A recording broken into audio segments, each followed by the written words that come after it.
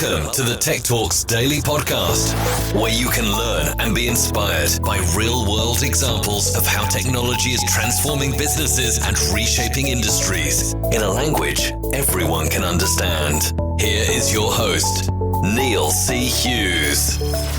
Welcome back to the Tech Talks Daily Podcast, and today we're going to be talking about bots, or bad bots more specifically. And founded in 2012 in a Brooklyn sci-fi bookstore, White Ops protects enterprises from the sophisticated bots that threaten them. And it's an ongoing war that they fight passionately every day. So in a nutshell, the most sophisticated bots look and act like humans when they click on ads, visit websites, fill out forms, take over accounts, and even commit payment fraud. Now, this is where things get exciting because the White Ops bot mitigation platform can detect, prevent, and outwit bot populations of every level of sophistication. And what really put them on my radar was their unique approach to bot mitigation, put them in a lead role to collaborate with the FBI, Google, Facebook, and many other partners in the takedown of Eve, one of the largest botnets ever defeated. Almost sounds like a boss level, doesn't it? So their mission is simply to protect the internet by verifying the humanity of every online interaction and disrupt the economics of cybercrime.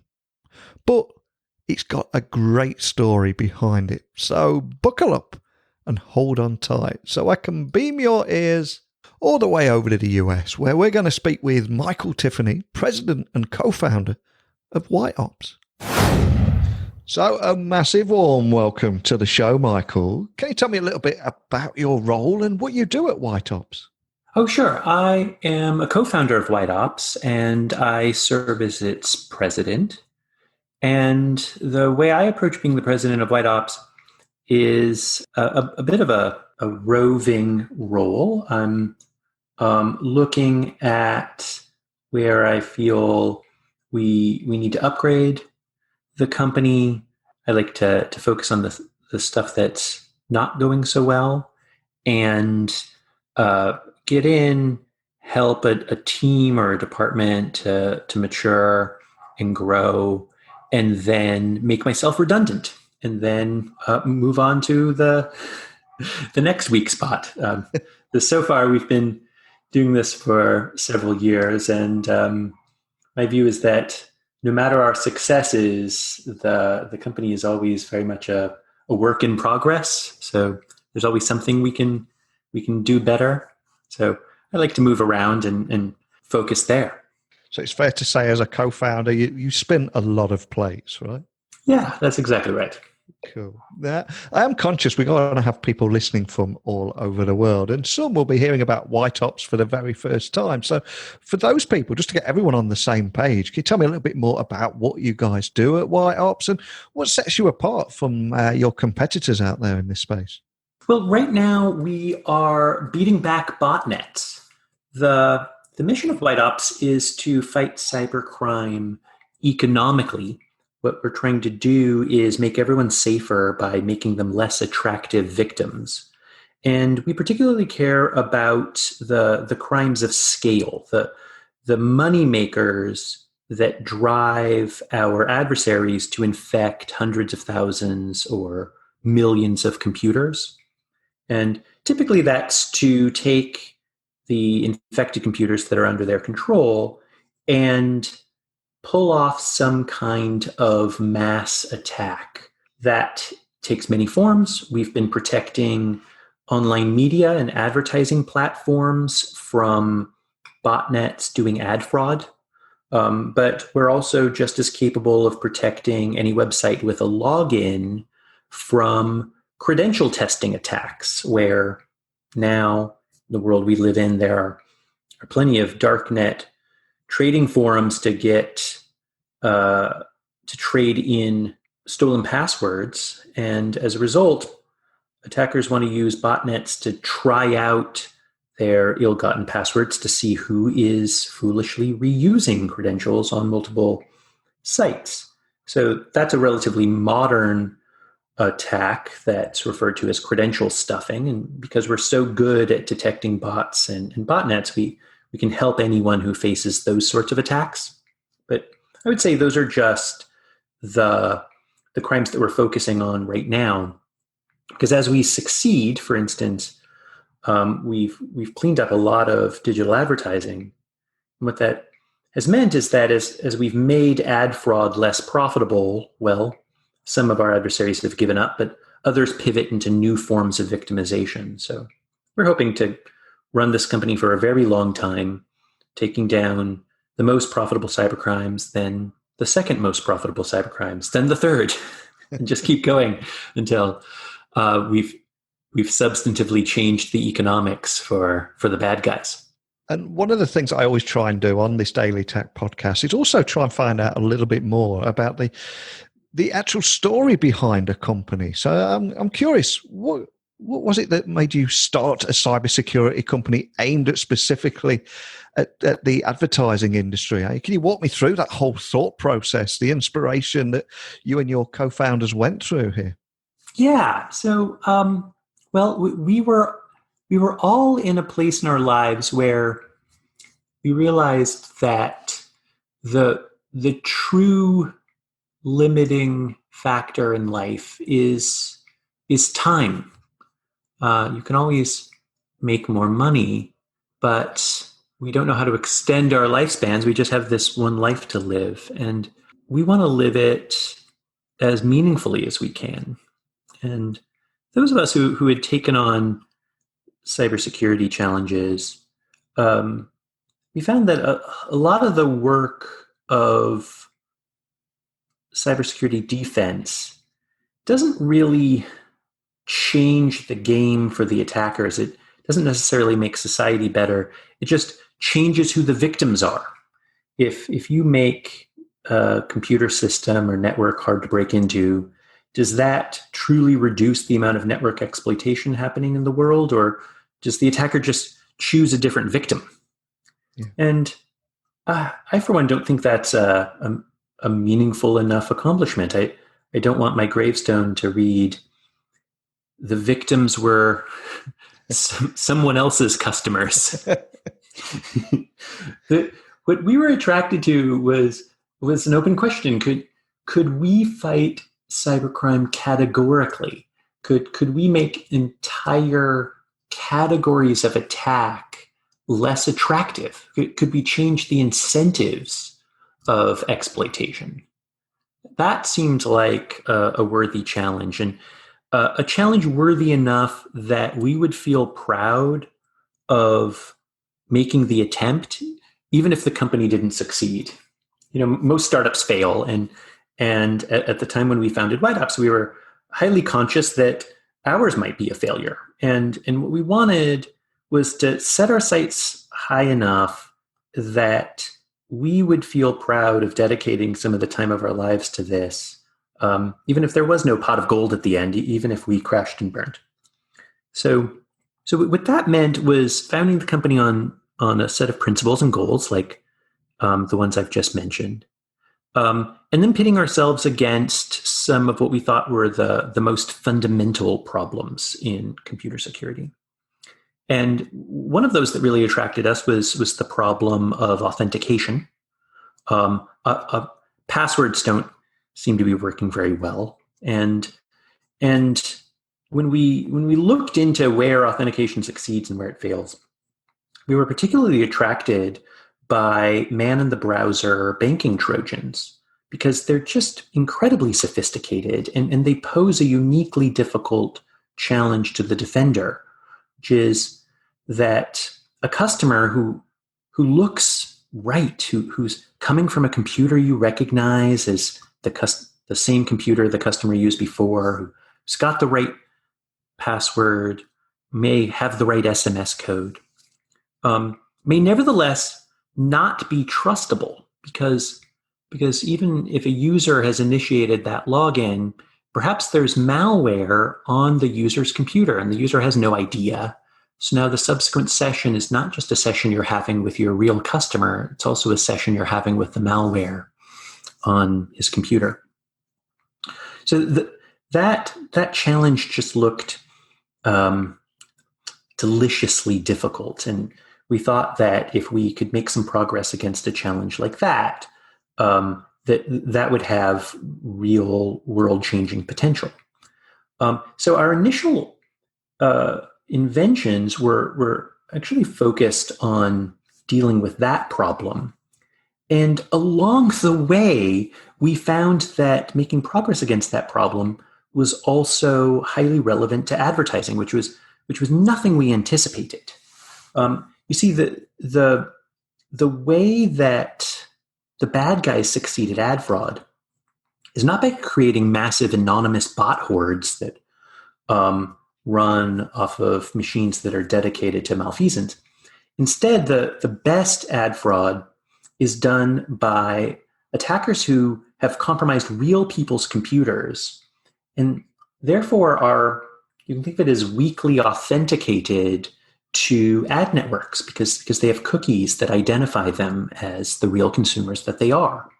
So this advertising landscape was suffering from the same problem as online banks, where they were correctly identifying their users. They were correctly identifying consumers, but not necessarily reaching those consumers when they thought they were, because instead of communicating directly with a real person's real browser, they were potentially communicating with a bot running in the background of those computers.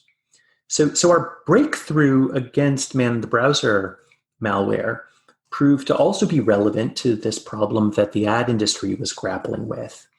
And once we learned that, at first we thought it was a curiosity.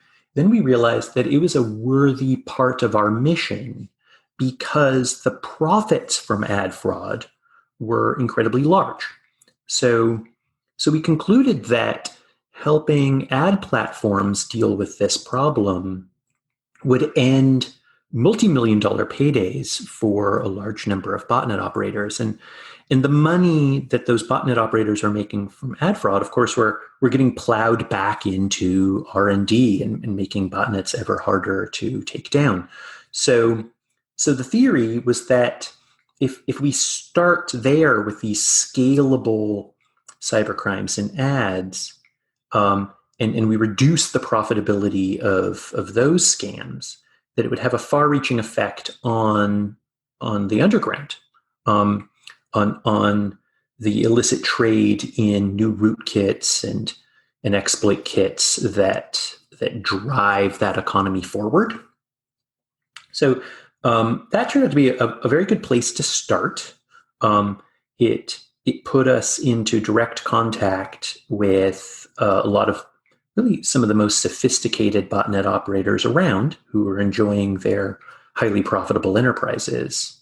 And so it was only after we proved ourselves and being able to take down some of those sophisticated operations that we felt that the time was right to apply the winning weapons that we've been using in that fight to other people and other businesses suffering from altogether different kinds of bot attacks.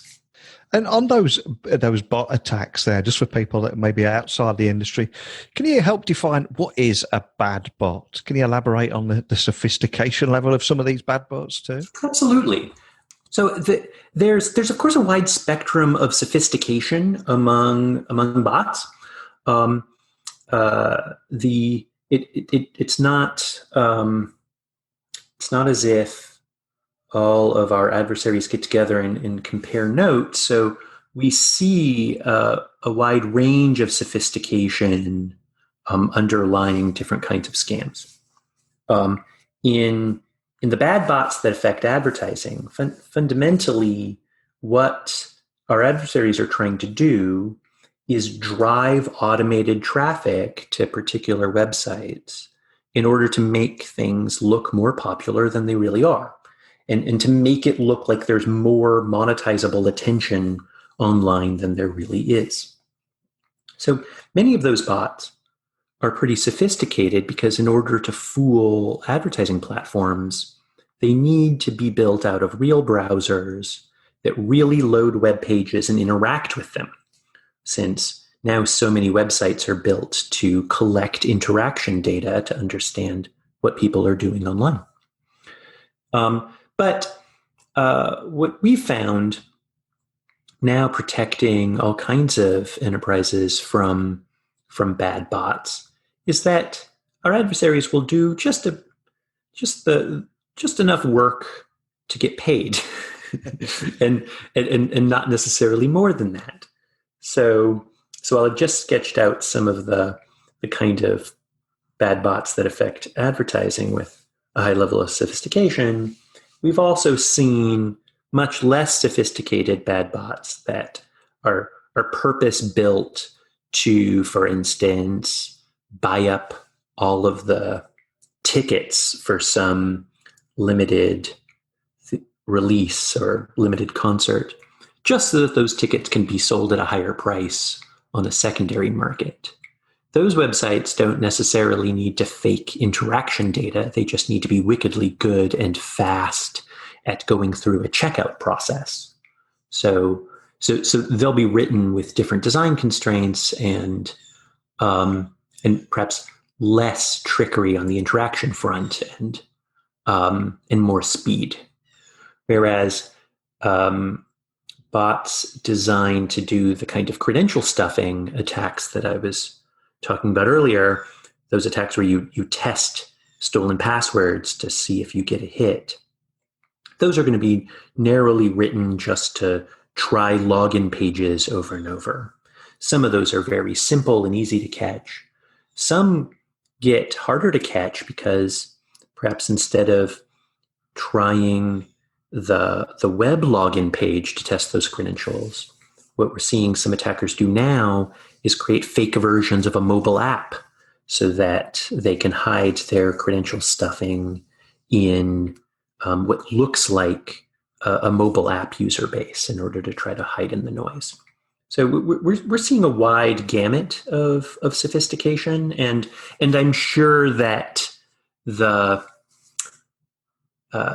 kinds of bad bots that we're seeing now are not the kinds of bad bots that we'll see just a couple years from now. It's a really dynamic landscape where we see a lot of innovation in the dark arts and people trying new scams. I think hardly anyone was talking about credential stuffing, say, 10 years ago. For all we know, in just a few short years, there will be an altogether different bot epidemic that none of us have thought of yet. And one of the things I think I should highlight here, because I think there'll be a lot of people listening thinking, White Ops, that name rings a bell. There's going to be a very good reason for that, because, of course, you guys were responsible for the takedown of the Eve botnet in partnership with both the FBI and Google, which must have been an incredibly exciting time for you guys. But can you tell us more about that takedown and why it was so significant? Yeah, with pleasure.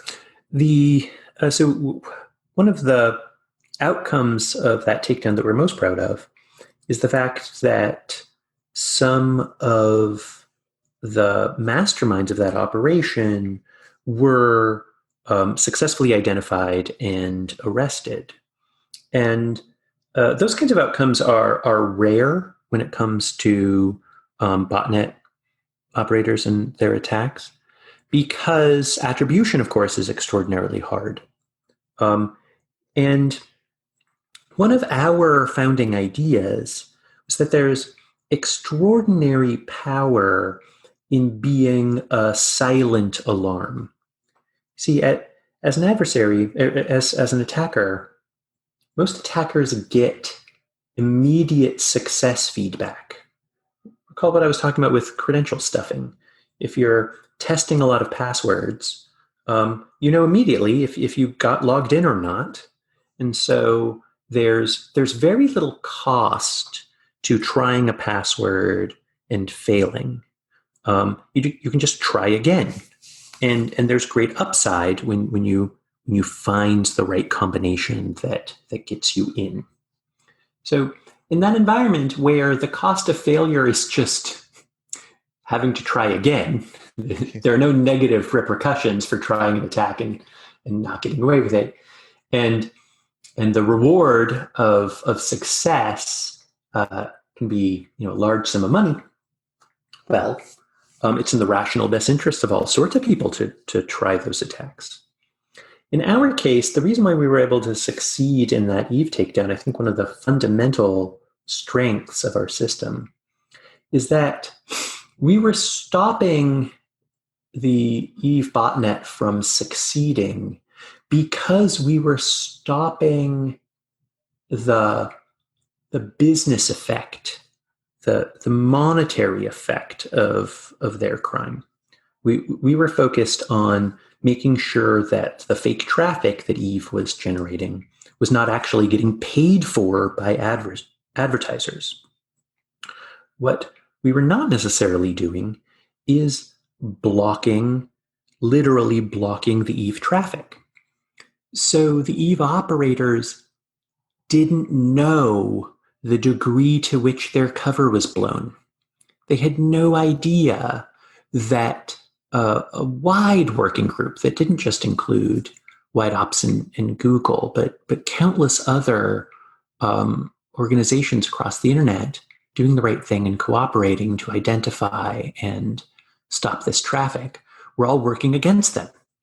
So many of the operators, even though they were living in territories really beyond the reach of the FBI and beyond the reach of extradition, they were so unaware of the degree to which their operation was blown that they traveled internationally. They took vacations, and these guys are living large because they have a multi-million-dollar criminal operation. So in some cases, they're taking epic vacations to exotic locales. And the FBI, working with Europol and with law enforcement in several other countries, was able to coordinate, track the movements of some of these guys and scoop them up. So it was, of course, extremely gratifying to put some of the principles of our game theory into practice in order to completely dismantle this operation. So their command and control assets were shut down. Several of the operators got arrested. Of course, we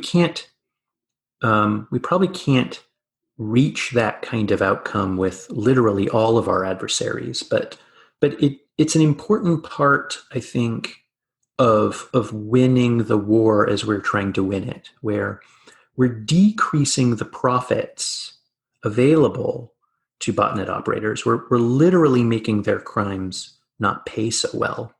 And then we're also showing that consequences can really happen.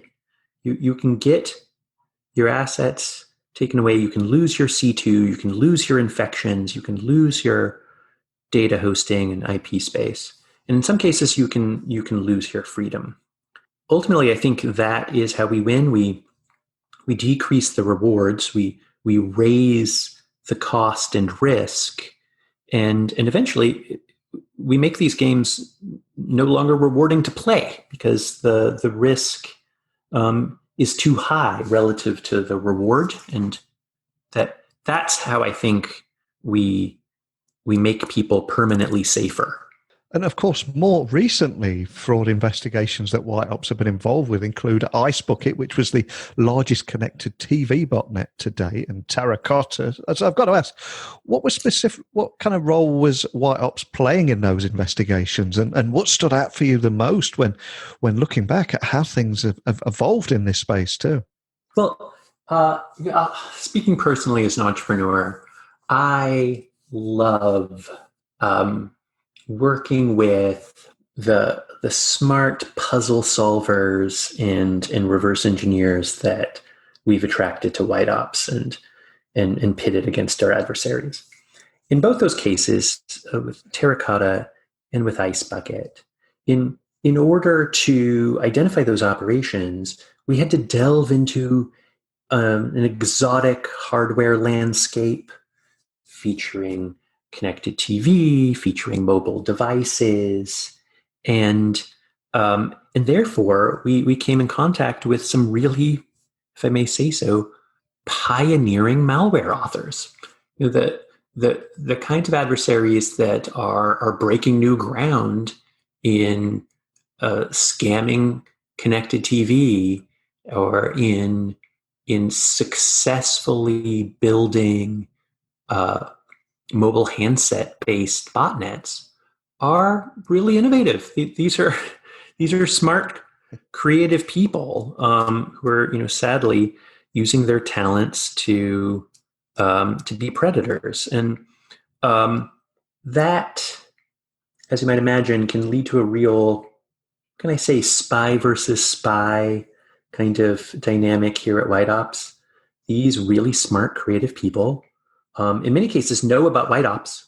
They know who they're up against, and they're trying to outwit us, and we're trying to outwit them, and that there can be a real tug of war there. A really interesting game of one-upmanship.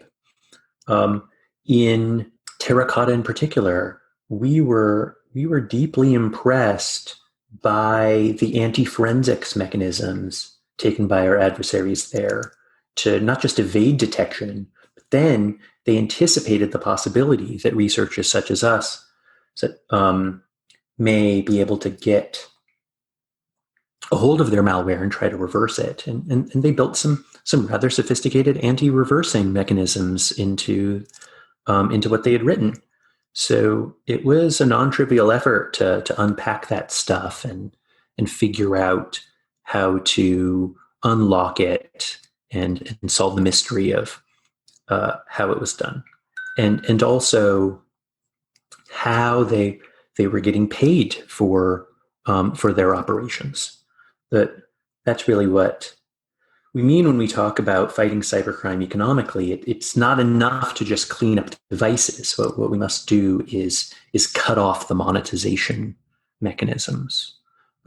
So it's always a bit of a celebratory moment at White Ops when we're able to publish about these kinds of operations, because, as you might imagine, we're actually working in secret for typically many months, unraveling everything and figuring out how to give the bad guys a bad day, but often in surprise. We try not to tip them off that we're onto them until the day of the takedown.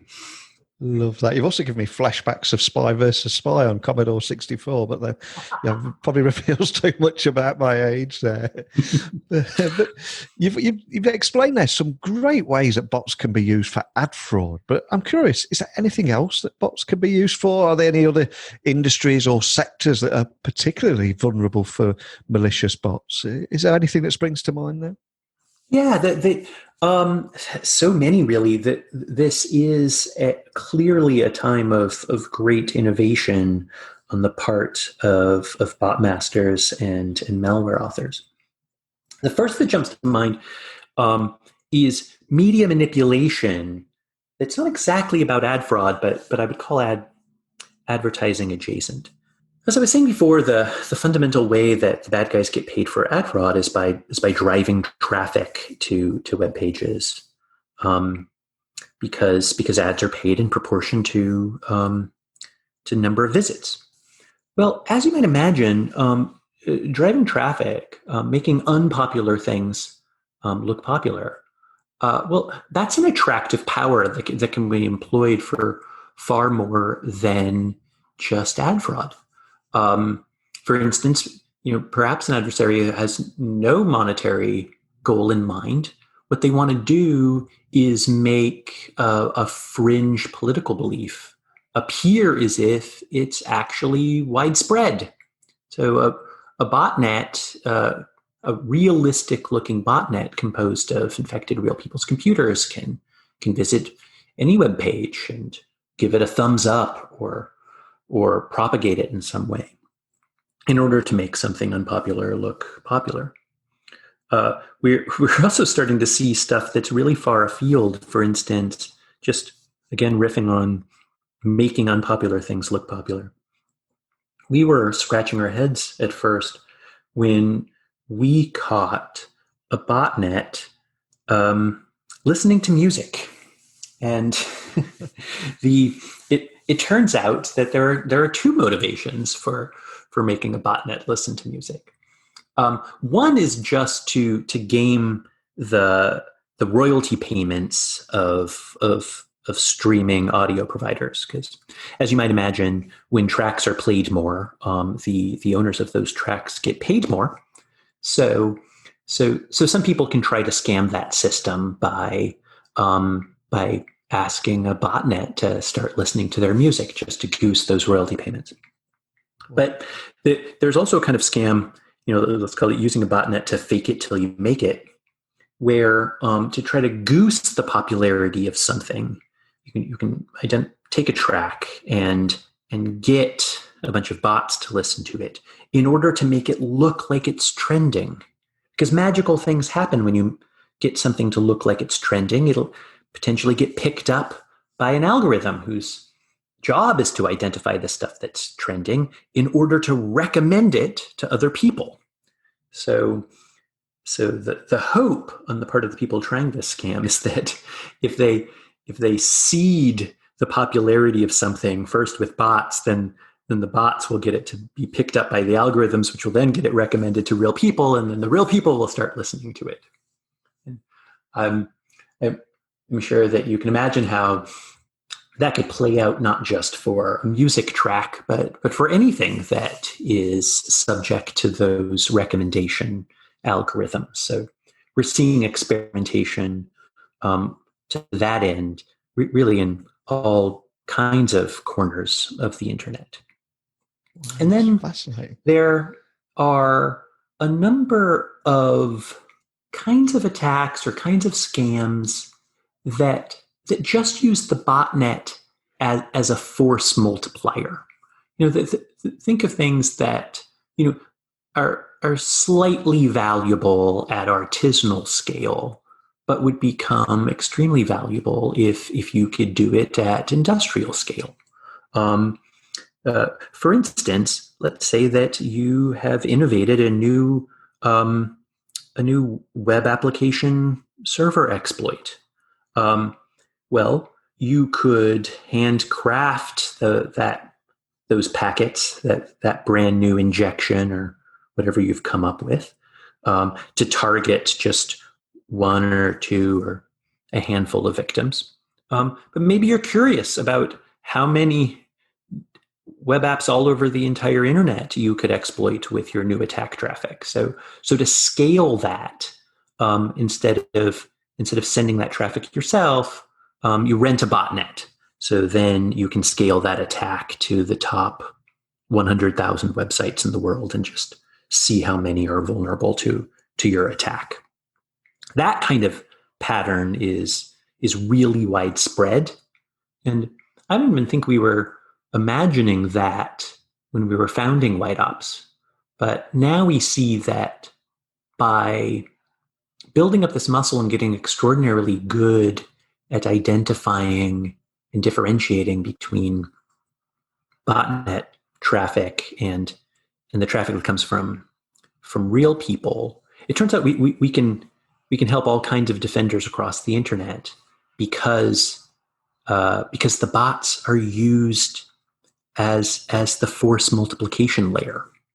So it turns out that a lot of enterprises that are now becoming White Ops customers are doing so because we stop the scalability of those kinds of attacks. A bunch of web apps are vulnerable precisely because they face these automated attacks. And if we can shrink the attacker's world back down to them having to do everything by hand with our artisanal, handcrafted web exploits, as you might imagine, that just reduces the scale of the prizes. So that changes the incentives for those attackers, which I think is a good thing. And COVID has also obviously played a major role in the advancements of digital transformation this year. So I've got to ask, that kind of affects, has that affected your business at all? And is there any advice you possibly could leave business leaders today on who are just looking to increase their cybersecurity measures and how they can stay proactive against those bad actors? What advice would you leave them?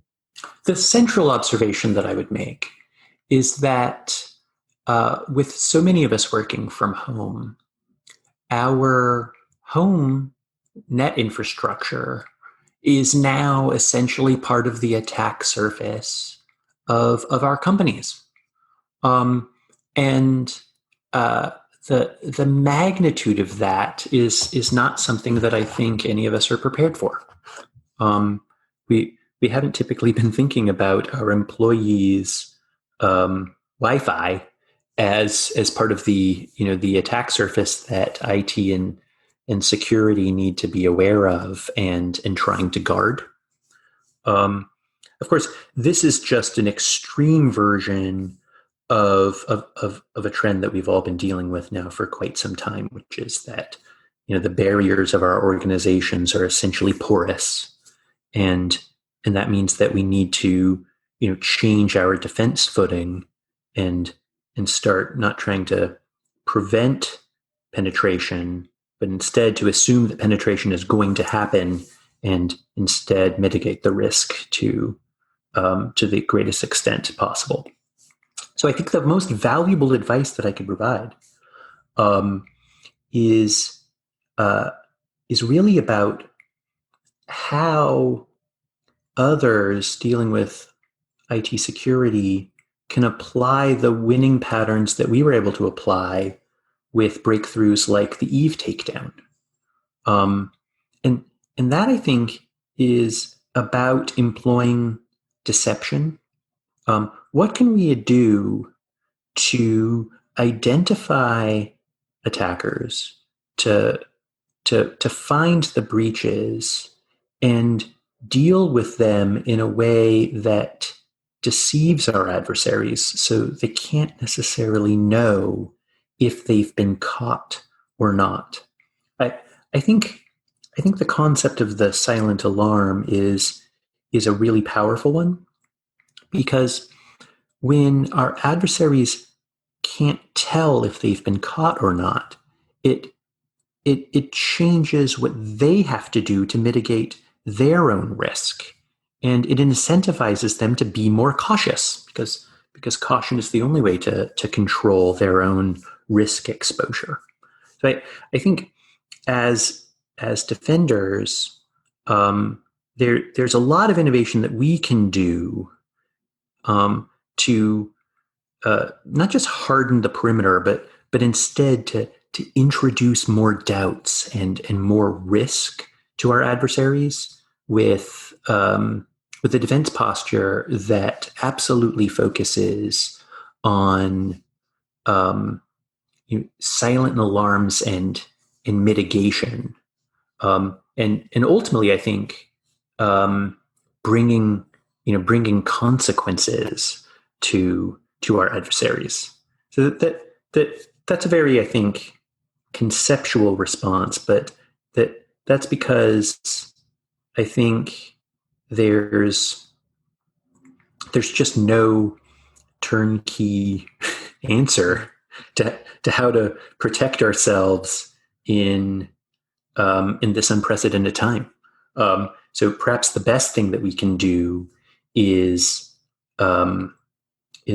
take this weird global slowdown as an opportunity to rethink basic assumptions and plot new courses to winning in new ways. Love that. And for anyone listening that would like to continue the conversation we start today, or just do a little research and find out more about the kind of work that you're doing at White Ops, what's the best way of finding you guys online and contacting your team? We love sharing what we have learned with the world.